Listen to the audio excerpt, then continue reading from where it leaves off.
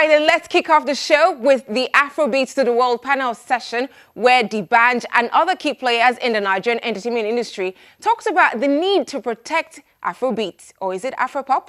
Find out.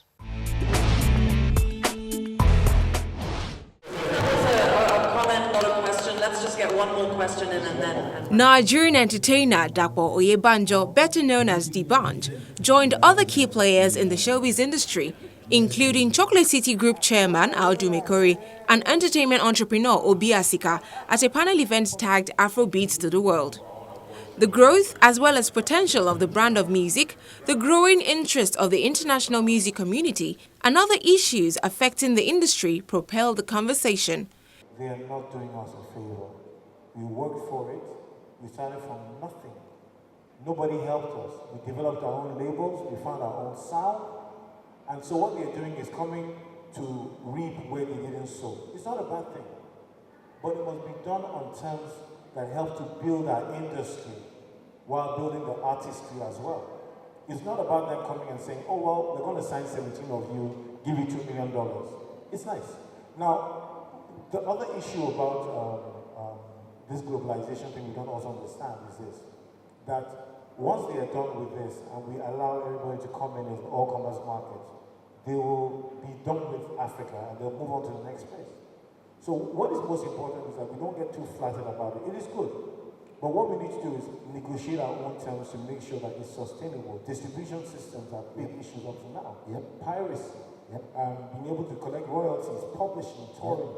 These are gaps that need to be filled. And I was talking to one of the majors 2 weeks ago and I said, listen, we like what you're doing, but you need to do more. Sit down with the industry, negotiate the terms that are useful to them as well. So that it's a win-win.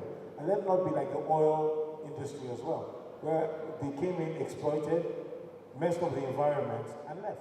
During the session, which held as part of the ongoing Social Media Week Lagos, D'banj cleared the air on the origin of Afrobeats and the confusion of the music first created by late Fela Kuti and Afropop, which is currently the country's most exported genre of music. Emergency, emergency, you never see me coming through.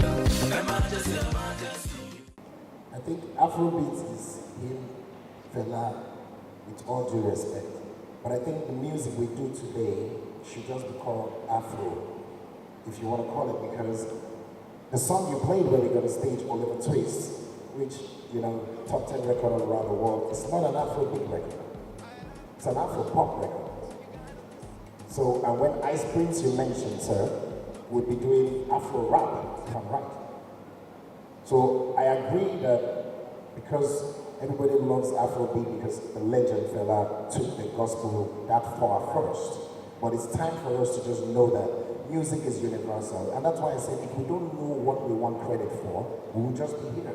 With more Nigerian acts getting global deals, emphasis is placed on the need for Nigerian artists to be careful regarding the international deals they are now getting and maintain control on the production of their songs, as well as protect the integrity of Afropop.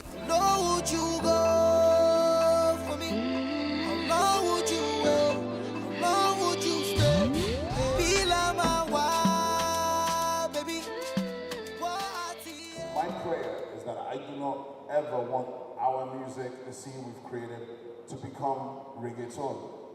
You know, reggaeton about 18 years ago, so was the new hot sound.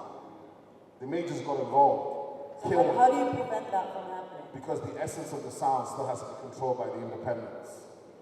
The majors cannot A&R the music, they can't A&R the project, they can't put producers, they can't dilute the sound. And that's where it's very, very key. That creative process is being cooked in Lagos and Festac and Dolphin, and it's not, you can't, to make these songs, you can't really make them in New York. You need to be able to eat some suya or something. Proper structuring remains a priority for all concerned in the industry.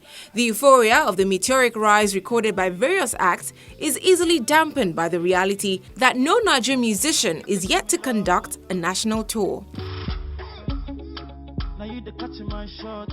Sponsor activation has in essence turned performance to free, which means that by the time the brand has gone to that city and taken 6 artists for free, To get the same people to come and experience a full concert from one artist is virtually impossible. Now we thank the brands for helping us push out, but there's also a time for a restructuring of the live side, because the live side is the biggest side.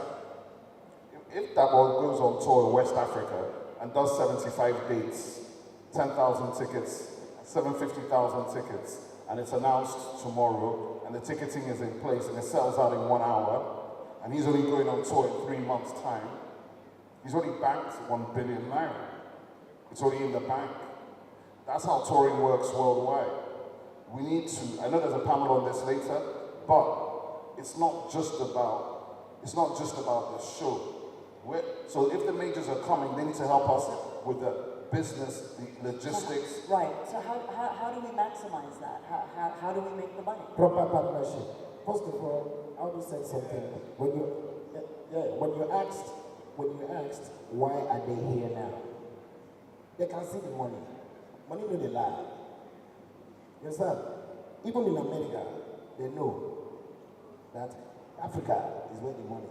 The all-male panel, moderated by international journalist Zain Verji, raised a question about the involvement of females in the industry, as well as the promotion of female artists, which Chocolate City lead Mikori says is a more expensive venture. And because women tend to get married or fall in love. So hang on a minute, hold on a minute. I disagree with that. Me too. I have a Kaka the Vaka. Kaka the Vaka, man. I'm sorry, I'm not feeling too well, so I need some Kaka the Vaka is I can bullshit. open this up to questions now. But hold on a minute, you can't say, you know what I mean? Let me help out. I agree with you. Just because a woman wants to get married or falls in love, she doesn't get a shot at this. Sorry, I was just trying to stimulate the crowd. Of course I don't be careful. Come on, of course. Where my women at? Say hey. If you look at, there's some things that we can do as the hustle when it comes to that I believe that the sponsors, investors, the label owners don't really want to take that risk. We've all invested one time or the other in a female artist or female talent, and we've seen that dealing with them or even having them for, just there are ways you can relate with a man and then this is what it is. And the things that we've realized that the women themselves personally, and it has to come from within. And we want to thank you guys because the ladies in the last 5 years had to show that this is what we have, but it was so hard. The conversation, which encouraged entertainers to stay true to their craft, remain professional and be informed, doesn't stop here. Stakeholders say they would continue efforts to raise the bar in the entertainment industry for the benefit of all.